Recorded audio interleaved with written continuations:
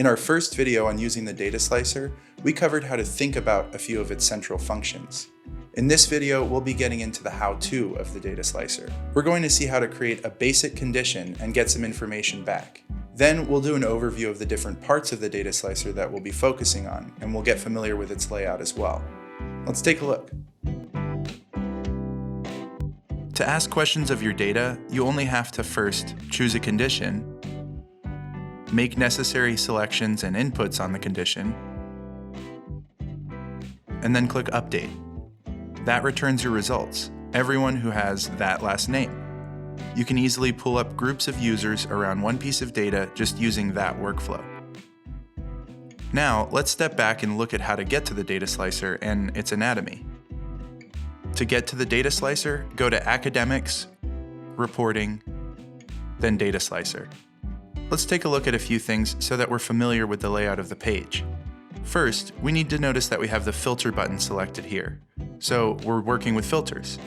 And for the purposes of this video, we're only concerned with the filter button. The filter lets us control the results that show up on the table. If we add a filter for last name is Smith, we get back only results for which the last name is Smith. Each row here represents one result. If you have 20 students with that last name, you'll see 20 students in the results. We should mention that the data slicer is exclusively pointed at students. We're not looking at every profile in the system. We're only looking at profiles that have either an active or an inactive student role.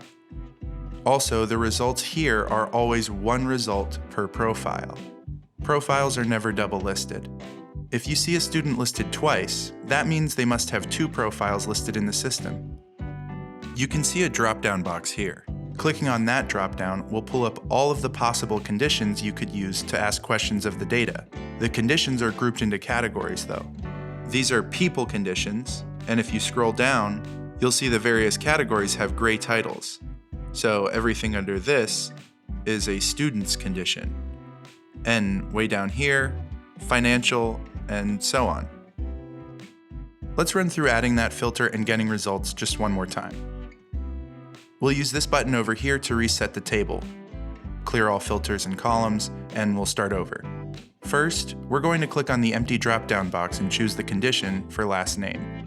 Because we only want profiles that have exactly this last name, we're going to make sure that we set the condition to does and equal, and then we'll input the last name Smith here.